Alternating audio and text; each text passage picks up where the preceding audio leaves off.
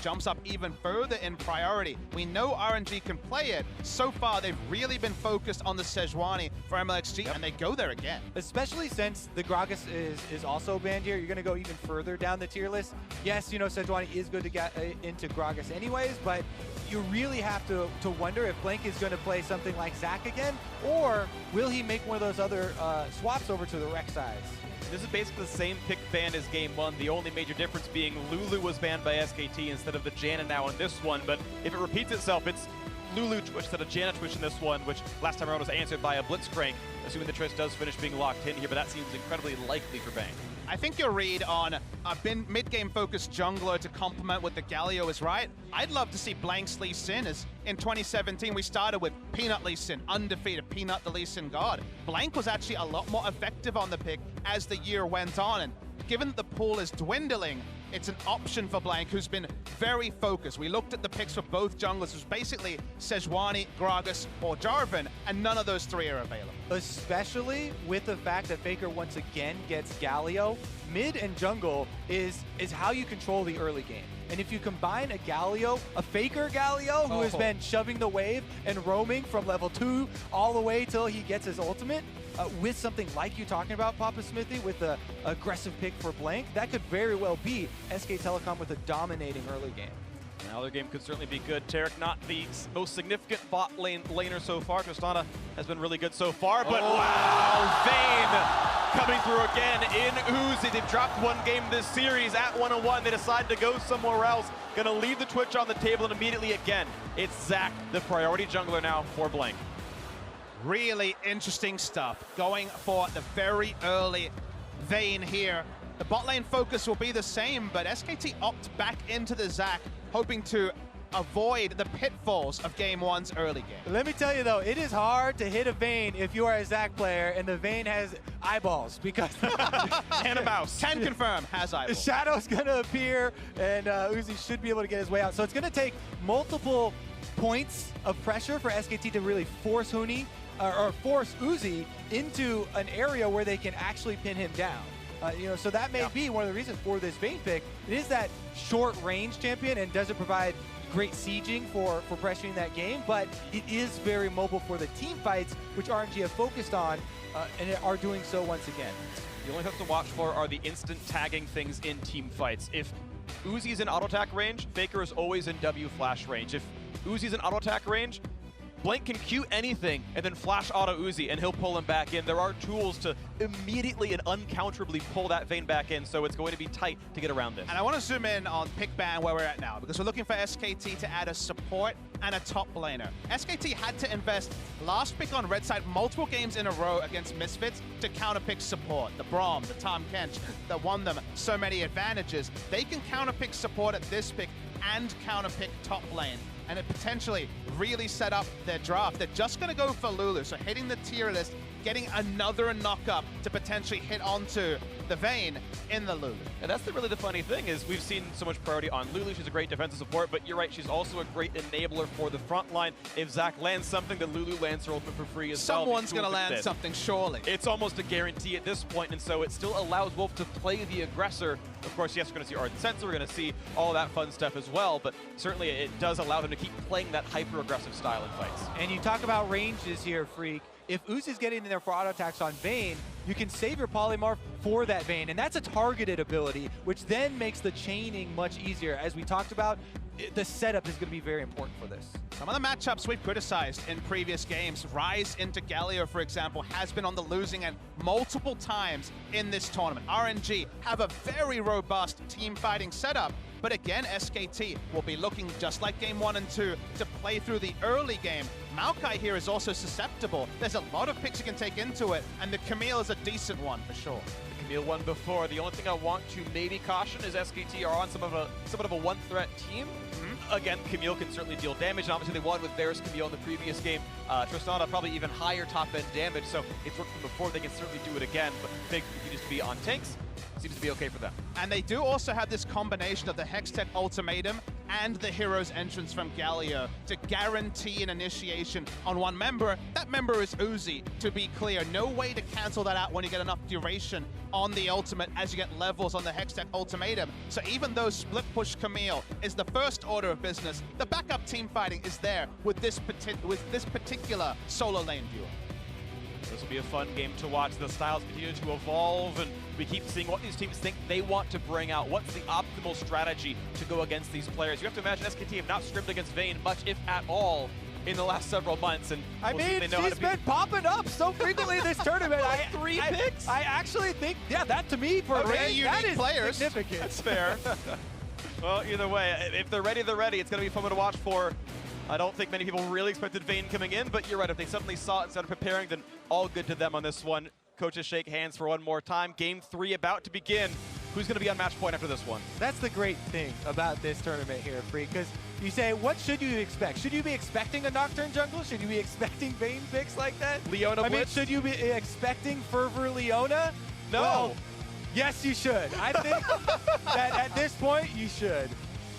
All right, well, styles continue to evolve and push forward. We'll see what comes out of this one as Game 3 is ready to go. Tied 1-1. RNG and SKT both took reasonably convincing turns winning. And we'll see what comes out of this one. Ryze, Vayne, not a lot of range on this squad, but certainly damage output is there if they don't get stopped. And you're talking about getting stopped. My big worry here for the RNG draft is that predictably, Ryze is going to be pushed in. The Vayne lane is going to be pushed in. Camille has some decent trading options in the early game against the Maokai. This really does feel like the sort of game where if one turret goes down, say bot turret goes down, Berserker's Greaves, and BF's sword Tristana starts rotating, RNG don't have a lot of options to actually get to the late game 5v5 fights they dream of. It was Mlxg unlocking that potential with great pathing, with innovation in game 1. I actually think Mlxg needs to have a performance on that level. Otherwise, it's pretty straightforward what SKT are going to try to do. Yeah, Mlxg and again, XiaoHu, the mid laner here. I have grown an irrational hate for Ryze at this tournament. A lot of people have. I really have not enjoyed watching this champion. But if he can make some skirmishing happen on his 1 items, on his 2 item power spikes, and really show me the light, then I'm still open to being converted to the school where all the mid laners have still really preferred Ryze, and they really want to make use of the creative ultimates. Are always fun to see, but I do need to see some of the skirmishing in the mid game come through. And I feel like we've had very clear reads on what the good Ryze situations look like. Remember when it was Jarvan Ryze from SKT against the mid lane Karma with TP. You can understand that playing through that lane is possible. Those sort of ganks, say the Rek'Sai Ryze or the Sejuani Ryze onto the Galio, that's the part where you're like, wait, you don't really have early game options. He's immensely tanky from level 2. Very early on in the game, Mlxg looks like a solid 7 seconds faster in his clears so far. Red buff picked up by both. Blank should go for different camps though, grabbing the Raptors himself as Mlxg goes towards the Wolves in the buff. And once again, I think Mlxg here on the Sejuani has the option to go for that level 3 gank. Maokai and Sejuani can combo very well in the early game with the amount of crowd control and base damages. It's actually fairly threatening as a 2 versus 2. So Huni, he was the victim of that last time around on Gangplank, and he should be very, very well aware and ready, for any type of top lane focus. And if there is the top lane camp, which is certainly still possible with the targeted route coming through from the Maokai, notice that in bot lane, the execution-heavy combination with the Blitzcrank is not there this time. Tristana, Lulu are very straightforward in getting turret damage and not being interested in playmaking, so the reliability of answering top lane pressure with just turret pressure in bot is very straightforward. The mid lane, Faker gonna not take a knockup, but will get rooted up. Bit of damage coming across, goes back to the knockup, but he's not in turret range, but Faker still really liking this trade. No permafrost quite coming through. One more auto could have meant a chunk of damage. Now, where is the jungler? Yeah, exactly. When a mid laner plays like that, you have to think Faker's got Blank right behind him in his back pocket. Because it is a Zac even early in the game, they're thinking, oh, maybe he's coming over with an elastic slingshot, but Faker's just going for that return trade to get some health off the jungler and kind of reduce his threat. Nice trinket ward. All right, they see each other. They both know what's going on. And looks like no harm, no foul. They walk right back out of this one. The flash forward. He's going for the big play. One more attack. XiaoHu heals. One more hit. First blood of the mid lane. And it's an execute because there is no damage dealt. Worth it in all chat. I I'm not sure if that's going to be what I was looking for to convert me to the Church of Ryze. I believe, Kobe! But he definitely pulled out a huge play, a solo kill onto Faker on the world stage. And the Dazzle flash in the bot lane. They're targeting Wolf. Condemn is here with the TPs to join. And that is Faker completing it to meet into the bot lane. So they had Zach pushing in mid lane. Bang and Wolf had the option of taking a back here or just controlling the wave again. So no cost there. They don't lose minions in mid. Ooh, that was a bit close now. Mlxg that takes some damage box away. He hasn't backed yet, so it shouldn't be much of an issue, but is starting to get out-farmed by Blank, who's a full level ahead right now. Faker a bit perturbed after the mid lane incident here. He's coming for his Raptor camp now. Good smite, actually. Blank grabs that one. The stun could be landing. The taunt in there as well. And not quite the damage kill on Blank, but now with the jump, they have this one. Huni might TP to save him. Will they do it? Cell Division is popped, running out of health, and who's going to get the kill on this one? XiaoHu, 300 gold richer with a blue buff. Mlxg holding on to the permafrost till he was channeling his E, meant no way out, even with flash for Blank. The cheers start in the crowd. Nice skirmishing from RNG. The full Chinese crowd behind XiaoHu right now. He flashes in, then he gets the heal move speed. All he wanted was one last spell. And since Faker never got any return damage off, what? Was it on me? Oh, man. See the second kill as well. Hard to know if there was enough mana for Faker to throw out a Q before. But the moment that Blank had his E interrupted, no passage safely out. Flashed anyway. They had pressure on top side. There was no way that the Camille would change this fight. It's a right decision not to teleport in, but a misfought fight by Blank. you could almost feel the frustration from SK Telecom there on that jungle invade. And RNG able to punish them again. If any game was the game for Ryze to have a huge impact, 2 early kills here now for XiaoHu. See if he's going to get to his level 6 extremely quickly. Maybe he can start affecting the side lanes as well even. See if he can get that move down. Right now it's only a 500 gold difference though. 400 for the first blood, unreturned, and 450 for the assisted kill means it is better farm to SKT so far. Plus 12 in the bot lane right now for Bang. And the jungle, I think, is a little bit different as well if you don't count the Mlxg assist. Here comes that first attempt at a roam. Level 6 on the Ryze, but Taric is already recalled, so you expect not to see much down here just yet. SKT just going to be focused on the bot lane turret. Faker will have level 6 soon. Note that while Ryze picked up 2 kills, no one is shut down like Huni was in game 1. So while the early kills and the early disruption advantage does go the way of RNG, it's not at the cost of the base game plan of push, push, push in the bot lane. Yeah, don't let the mid lane antics distract you from how bad of a matchup Vayne Taric into Tristana Lulu is. And Wolf and Bang are definitely taking their toll. You see them whittling down this turret.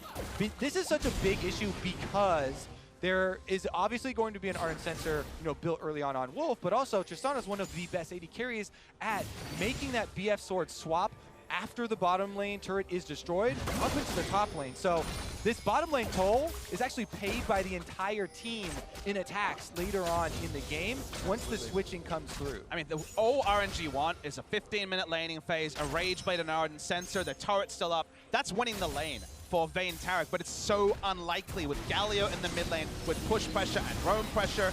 Some damage coming in from XiaoHu, but the kill pressure's going away. SKT's game plan is so reliable. Yeah, you say that's all they want, but that's a lot to ask for. Here comes Blank though, mid lane. The taunt hit confirms the knock. This could be enough damage. Let's Bounce brings him right into the turn. The knockback there as well. Perfect coordination for the SKT duo, and a kill comes through to Blank.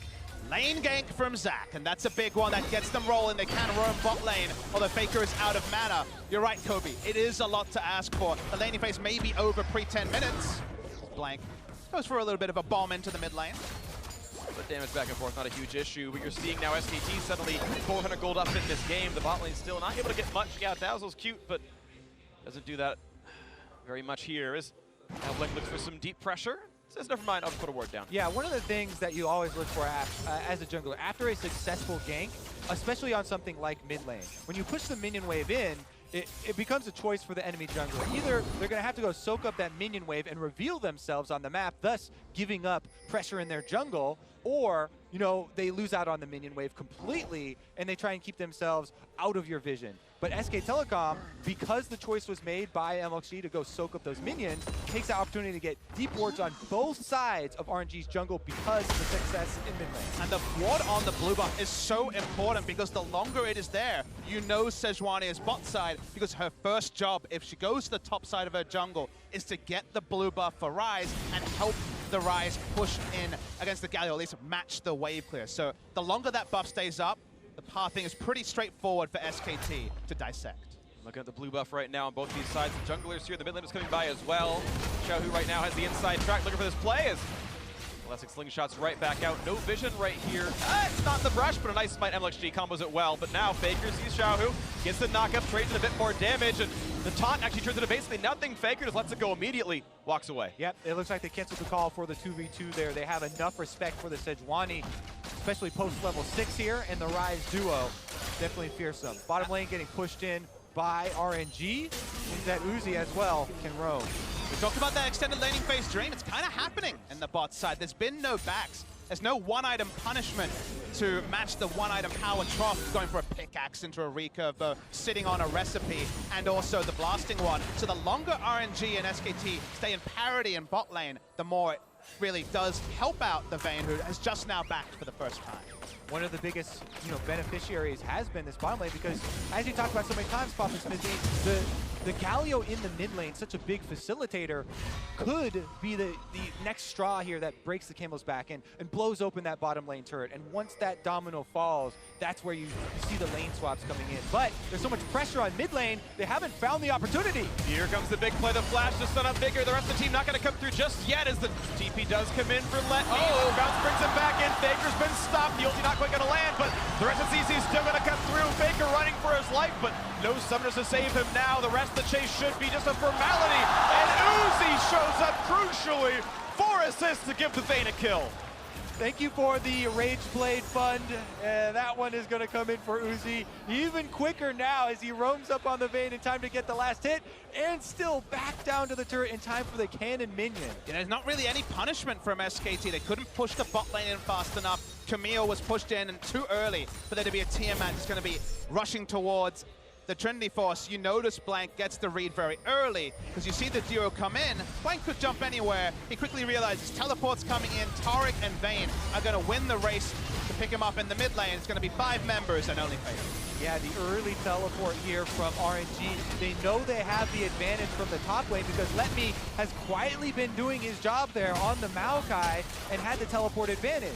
Fully orchestrated and well collapsed there to continue to attack Faker. Going to the source of the global, something we've been saying for 7 years, and is still very much viable. But notice, we normally talking about Shen with no wave clear. Galio has the wave clear, so tanky. You don't normally see that being a winning style. The bot lane, the turret's almost down his mid lane.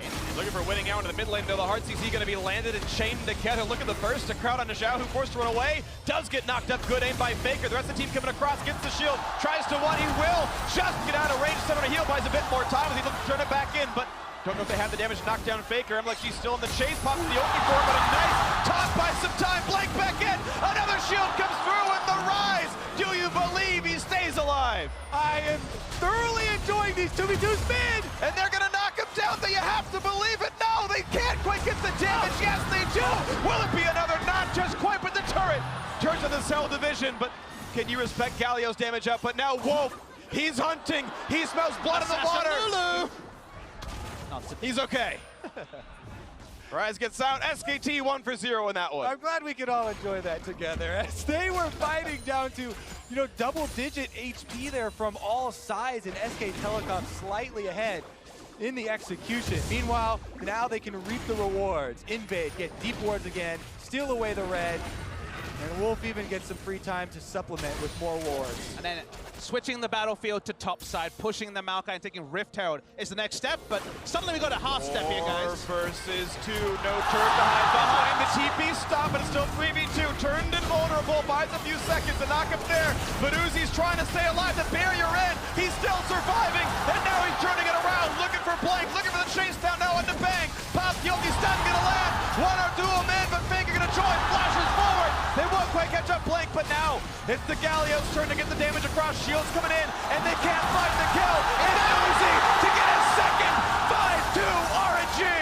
And now they can push on this bottom lane turret. They can try and get the objective afterwards. It's RNG making the push. The fans know it. It's such a big turning point. LetME interrupting the teleport led on to everything that happened there for SKT. Sure, they could have another global, send in the teleport from Faker, but all the damage was not there, and they were not able to cement the kill onto Uzi. Just like you alluded to last game, Papasmithy, LetME quietly doing his job in the top lane on that Maokai. Yet, two of the biggest moments in this game enabled by that Maokai. On paper, perfect move from SKT. Notice LetME still does not have teleport. Big teleport advantage from Huni, looking to cement the lead, kill off the Vayne, and from there, the damage really fell apart for RNG. But the interrupt was so critical, and then things fell apart very quickly for SKT.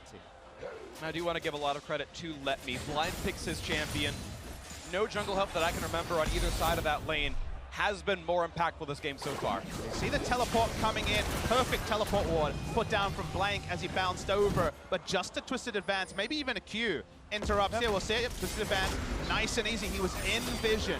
So Huni could have been more defensive on the teleport, went for an aggressive one, and then it came to this point where they just could not kill Uzi through heal and Barry.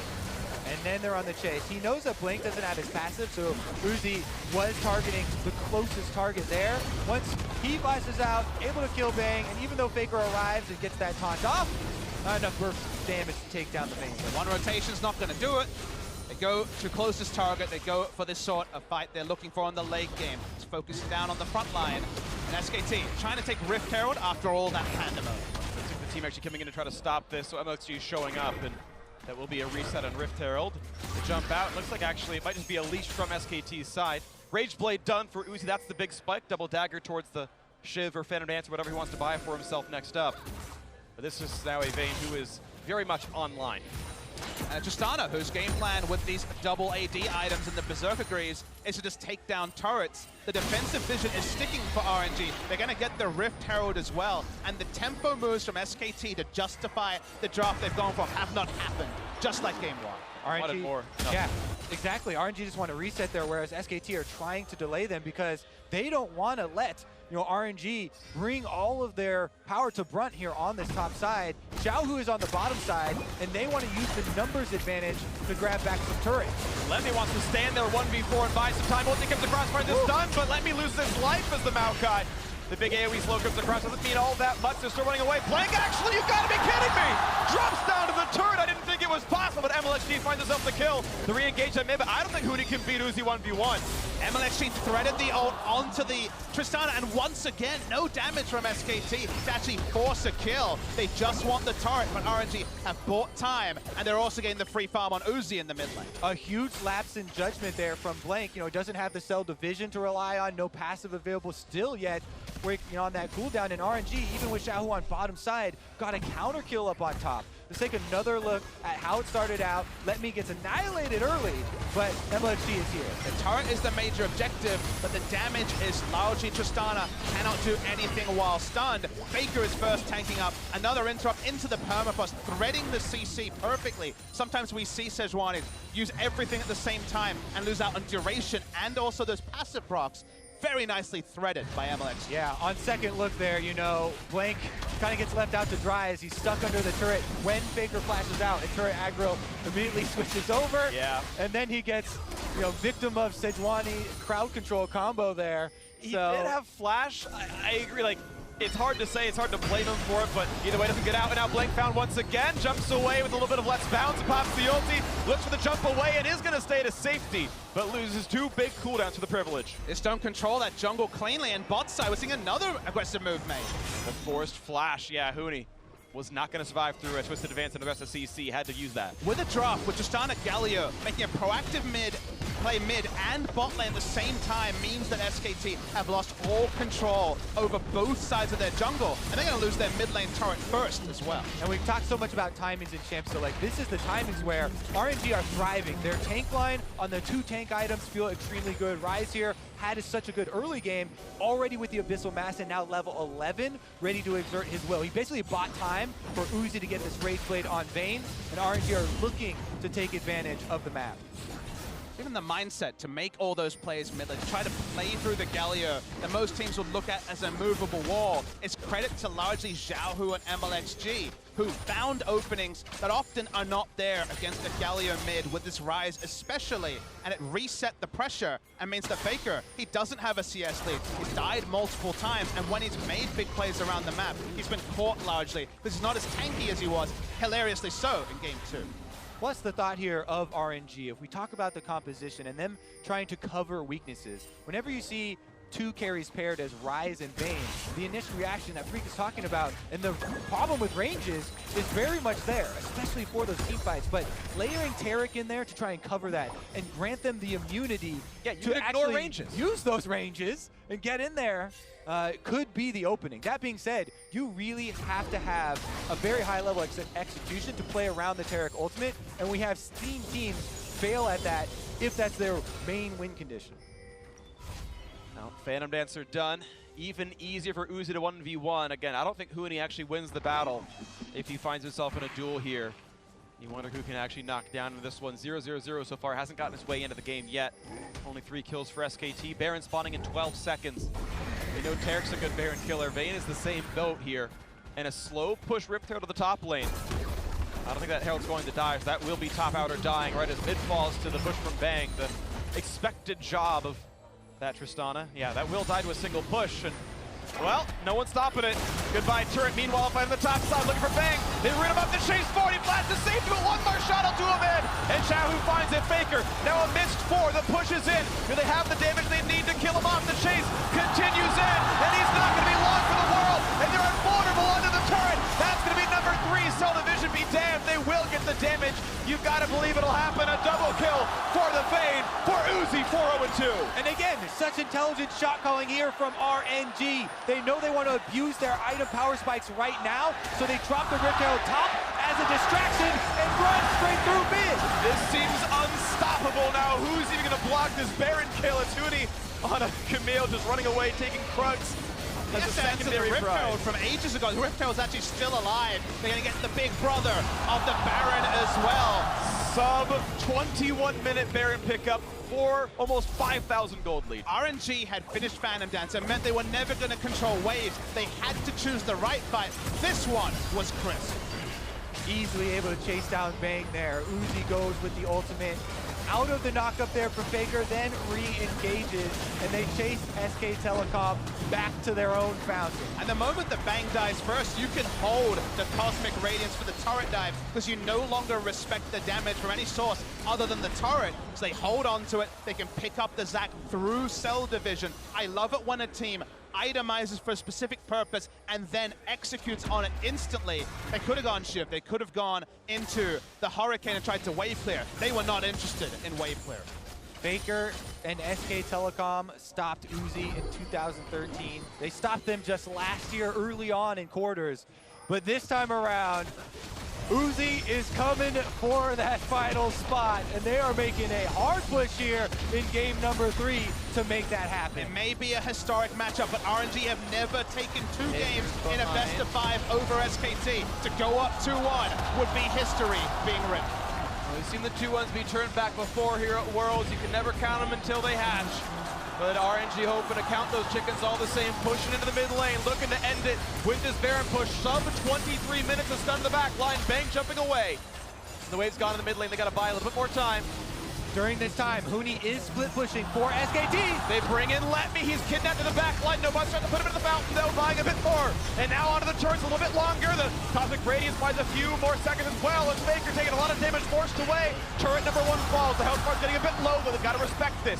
There could be a 5v4 because Camille is still pushing. Huni is still answering the siege from RNG. XiaoHu brought in the minion wave to try to finish the game, get the turret, because the spin push continues. Here's the turn. The flash re-engage, can they go bigger? Because Camille's not stopping. They will knock down the mid lane. Unstoppable. Uzi is himself. And Wolf is going to be skinned as well. Here's the teleport now. Huni needs to keep his team alive. 5 versus 3 to win the game. To go up 2-1. Uzi on the fountain.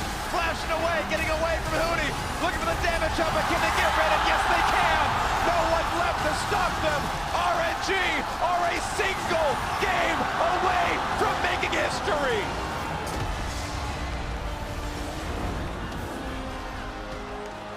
You can see the look on Bang's face. He is devastated.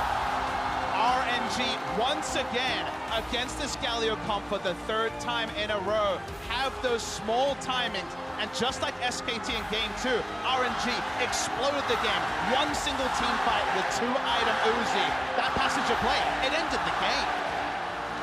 No hesitation from RNG on that Rift Herald play. They drop it at their secondary turrets and immediately make a beeline towards mid lane. Bang with his head in his hands because he knows that pick on him in mid lane gave them the entire power play for this game.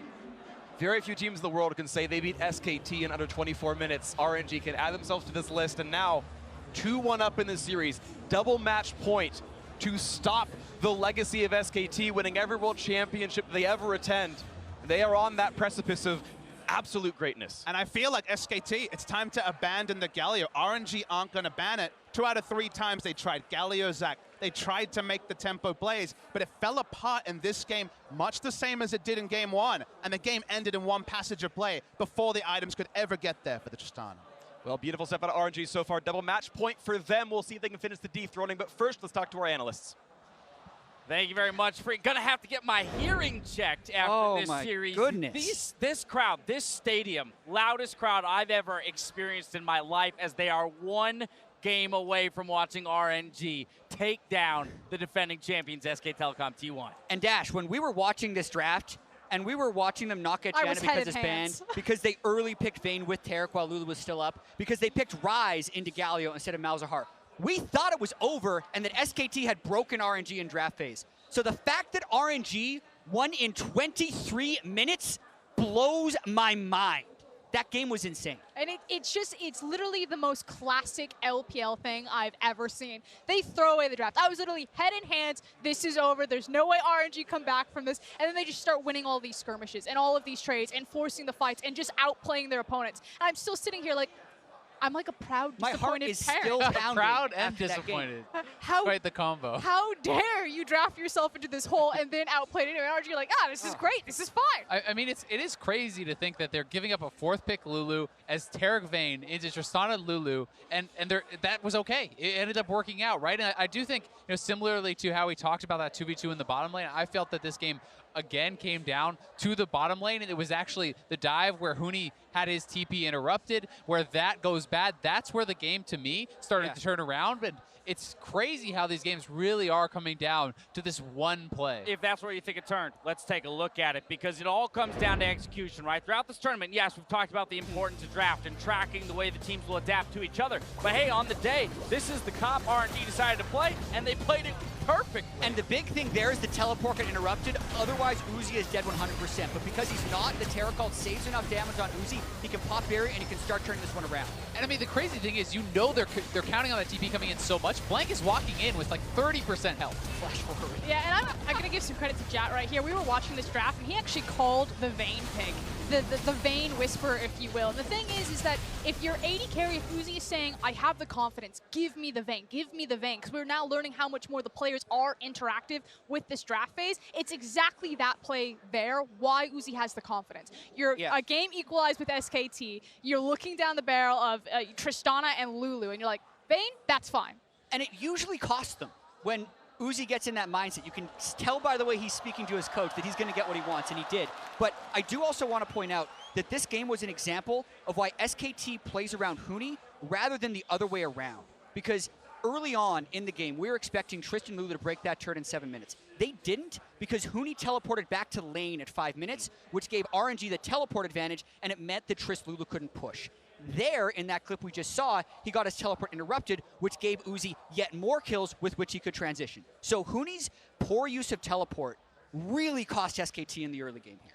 But they obviously have so much confidence in him. You know, even when you're looking at those late game plays, you know, they're deciding that we're going to try to give Huni all this gold in his side lane, get him those couple turrets, and that's our way back into the game. They didn't have confidence that they would actually win this game in a 5v5 team fight, and that's why I feel like they made that game-ending call to try to hold 4v5. And we'll get into Game 4 in just a moment, but before we get there, I want to stop down and take a moment to celebrate the level of play that's taking place on this stage. We have to remember we're in the semifinals. These are the top 4 teams in the world, some of the best players in the world, and there was a very distinct moment in this game, 2v2 in the mid lane. It just was so exciting to watch. We got to watch it again. But who has the courage to go toe-to-toe with SKT in the mid lane 2v2? And it's XiaoHu and Mlxg. Welcome to Shanghai, SKT, because we do this all the time in the LPL, and this play showcases why they're so comfortable doing it. Yeah, well, XiaoHu had heal and flash, ends up baiting the heal, but this ends up getting turned around for SKT because they still have a lot of ability to outplay in these team fights. Faker's timing of the tauntament to get the damage reduction in the exact right time extends this fight long enough that they can then turn around on Mlxg, who ended up over-chasing Phreak. I mean, it's the body block by Blank there as well to prevent another spell coming through on the Ryze. It's the fact that XiaoHu had the confidence to hold those 2 summoner spells as long as he did to pull them in for the counter gank. Everything in that executed pretty much perfectly by these 4 players on the world stage in one of the biggest games of their lives. And we're seeing so many myths dispelled throughout the series. You know, the fact that Galio is being given away, that Ryze is being picked up, you know, no longer getting the criticism that they've had this entire tournament. How dare you pick Ryze? How dare you let Galio go? Both these teams are fine to do that. Yeah, Galio 3 games in a row, but now we're kind of at that moment again, Dash. We're at that moment. It's an elimination game for SKT. Isaac mentioned at the start of the day, they are 7-0 in Worlds elimination games. Last week, they were down 2-1 to Misfits, won the next 2. They bend but don't break has been the motto. The question is, were they broken in that game? All right, I got some info for you. SKT coming back in on blue side, and Peanut will be subbing in. Now, we've already talked about the statistics around those elimination games, but SKT has to put back-to-back wins together here to take the series. How do they do it? And the big question to me is this reactive to the draft? Because we've been seeing blue side Gragas bans for RNG. They're trying to put you in this kind of tank versus an inferior tank matchup. And Peanut is a guy who, yes, this year he has been on the tanks, but he made his name for himself playing carries. Do they have the confidence to let Peanut fly? Do you bring him in and say, great, ban out the Gragas, take the Sejuani. We're going to put him on a carry champion. We're going to put him in a position to snowball the game early and see if he can do it. You might recall Olaf games from previous Worlds. Lee Sin games, the Elise kills, games. things like that. It's a really good question. Where do they index now if 3 games in a row they've been putting resources into Huni and only won 1 of them? I want to kind of combine these 2 ideas. I agree. I think you let Peanut off the chain, you give him more of a carry-oriented jungler, but you prioritize the 2v2 top jungle matchup, and you start throwing Peanut and all of the resources that go with him into Huni's pocket, and you double down on what got SKT to this semifinal, which was a split push performance by Huni. Yeah, and I think it's worth noting that blue side has won all 3 games, and that's a good point. There has been close drafts, and execution has decided that, but one thing blue side has had more control over is which jungler they get, and we've seen poor jungle picks on the red side all 3 games. Zac, and Nocturne have been on the losing side these times. So what I want to see from RNG now that they're back on blue side is that was correct. No, right? no, SKT's on blue, RNG is on red. Sorry. With SKT back on blue side, I want to see fewer jungler bans by RNG, so they get a power pick jungler, the Gragas, the Jarvan, or the Sej, on the rebound after the first part of the draft happens, because I do not want to see them starved in jungle picks again. I mean, spotlight on the jungle matchup then while we watch Peanut get set up. It's an unusual position for him to be in, the one subbing in for Blank, who was the starter. It's just such an enormous amount of pressure, right? And hearing Peanut speak in some of these interviews, you can tell that the pressure is getting to him, that he has lost some confidence in his own play. He's unhappy with how he's playing, and this would be such a momentous comeback for him to be able to come in, reverse sweep, you know, not reverse sweep, but come back in this series and actually capitalize on some of this momentum. It's the Bengi. Bengi comes in when you're down 2-1. That's the SKT. Peanut had it done to him last year in the semifinals by Bengi. he's got to do it now. You got to live up to that. That's hard to do. Yeah, Peanut has to diversify himself, though, and show that he can do exactly what Blank did, which was download the opponent's jungle pathing. And he's looking at Mlxg, who's probably the most random jungler to ever play the game. I can feel the excitement coming off of these three right here. Royal Never Give Up are one win away from bringing down SKT. See if they can close out or if the champs can tie the series after the break. Can't know what I don't know what happens. doing.